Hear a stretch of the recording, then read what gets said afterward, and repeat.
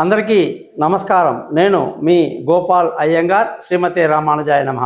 27వ తారీఖు ఏప్రిల్ నెల 2025 నుంచి 2వ తారీఖు మే నెల 2025 వరకు మేషరాశి నుంచి మీనరాశి వరకు వారఫలం ఎలా ఉందో ఈరోజు తెలుసుకుందాం. ఆదివారం నుంచి శనివారం వరకు, అమావాస్య నుంచి పంచమి తిథి వరకు, అలాగే అశ్విని నక్షత్రం నుంచి ఆరుద్ర నక్షత్రం వరకు ఈ వార ఫలాలు ఉంటాయన్నమాట. ఈ వారంలో ముఖ్యంగా అమావాస్య రోజు మొదలవుతుంది కాబట్టి పితృతర్పణం చాలా ముఖ్యంగా చేయించాలి. ఎవరికైతే తండ్రులు తల్లి ఎవరైతే లేరో వాళ్ళు వాళ్ళ యొక్క తల్లిదండ్రుల పేరు మీద గుడికి వెళ్ళి పూజారికి డబ్బులు ఇచ్చి మా పేరు తాతగారి తర్పణాలు వదలాలి అని చెప్తే వాళ్ళు అన్నీ చేసి పెడతారు. వాళ్ళు అడిగిన వివరాలు ఇస్తే చాలు. ఆ విధంగా పెద్దవాళ్ళ యొక్క ఆశీస్సులు మీ కుటుంబం మొత్తానికి ఉంటుందన్నమాట.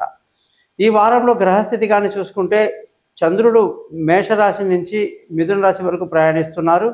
గురువు వృషభ రాశిలో సంచరిస్తున్నారు. కుజుడు కర్కాటక రాశిలో, కేతు వచ్చేసి కన్యా రాశిలో, శని శుక్ర బుధ రాహు గ్రహాలు మీన రాశిలో సంచరిస్తున్నారు. దీన్ని బట్టి 12 రాశులకు ఎలా ఉందో ఈరోజు తెలుసుకుందాం. మీరందరూ కూడా ఈ ఛానల్ని సబ్స్క్రైబ్ చేయడం మీ బాధ్యతగా తీసుకోండి. అలాగే జ్యోతిషం కొరకు నన్ను కాంటాక్ట్ చేయండి. మీ పేరు, date, time, place of birth ఈ నెంబర్కి వాట్సాప్ చేస్తే నేను మీ జాతకం మొత్తం రెడీ చేసి మీతో 20 నిమిషాలు ఫోన్లో మాట్లాడి పరిహారాలన్నీ చెప్పి జాతకాన్ని పీడిఎఫ్ చేసి మీకు పంపడం జరుగుతుంది. అలాగే ఎటువంటి సందేహాలు ఉన్నా నన్ను అడగండి. ఏ సమస్యకైనా సరే జ్యోతిష శాస్త్రంలో ఖచ్చితంగా పరిహారాలు ఉంటాయి. సింపుల్గా ఉండాలి. పరిహారం కూడా ఎప్పుడు జాతకాన్ని పాజిటివ్గా చెప్పాలి, సంతోషకరంగా చెప్పాలి. మంచిని చెడు ఉన్నా కూడా దాన్ని తొలగించే మార్గంతో చెప్పాలి, కానీ భయపెట్టడం అనేది కుదరదు. అది జ్యోతిష శాస్త్రంలో విరుద్ధం అన్నమాట. అది ఎవరు చేయకూడదు. అలాగే సింపుల్గా నేను పరిహారం చెప్తాను కాబట్టి నా ఛానల్ పేరు కూడా thesimple.astrologer.com అని పెట్టుకో.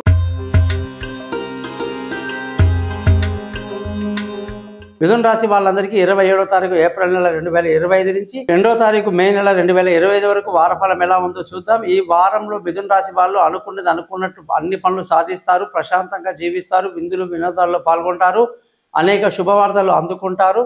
ధన ఆదాయం చాలా బాగుంటుంది. మంగళ బుధ గురువారాలు ఖర్చులు అధికంగా ఉంటాయి. తర్వాత వారాంతం అంతా కూడా మంచి ధన ఆదాయం బాగుంది, కుటుంబ సంతోషం బాగుంది, పిల్లల చదువులో పురోగతి బాగుంది, బంధువుల స్నేహితుల సహాయ సహకారాలు బ్రహ్మాండంగా లభిస్తాయి. మానసిక ధైర్యాన్ని బాగా కలిగి ఉంటారు. అలాగే విలువైన వస్తువులు, భూములు, వాహనాలు ఇతరత్ర అన్ని కొనడానికి ఎంతో అనుకూలంగా ఉంది. తల్లి ఆశీస్సులు బాగున్నాయి. పిల్లల చదువులు బాగుంటుంది. విదేశీ యానాలు, దూర ప్రయాణాలు బాగా కలిసి వస్తాయి. తెలివైన నిర్ణయాలు తీసుకుంటారు. స్పోర్ట్స్లో ఉన్న వాళ్ళకి అనుకూలంగా ఉంది. ఆరోగ్యపరమైన విషయాల్లో చూసుకుంటే కాస్త జాగ్రత్తలు వహిస్తూ ఉండాలి. శత్రువుల మీద ఒక కన్నేసి ఉంచడం మంచిది. భార్యాభర్తల మధ్య చిన్న చిన్న తగవులు గొడవలు రాకుండా జాగ్రత్తగా ఉండడం ఎంతైనా మంచిది. అలాగే పెళ్లి కాని వాళ్ళకి శుభవార్తలు అందుకుంటారు. ప్రేమికులకు అనుకూలంగా ఉంది.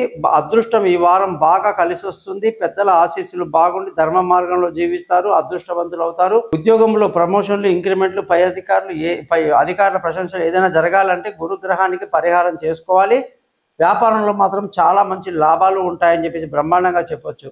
ఈ రాశి వాళ్ళు ప్రతిరోజు కూడా గురు మంత్రాన్ని 16 సార్లు చదువుకోవడం ఎంతైనా మంచిది. గురువారం నాడు ఆంజనేయ స్వామి గుడికి శనగలు ప్రసాదంగా ఇచ్చి అక్కడ 16 సార్లు ఆంజనేయ స్వామికి ప్రదక్షిణ చేస్తూ దేవానాంచ ఋషీనాంచ గురు కాంచన సన్నిభం బుద్ధిమంతం త్రిలోకేశం తం నమామి బృహస్పతి అనే మంత్రాన్ని 16 సార్లు చదవండి.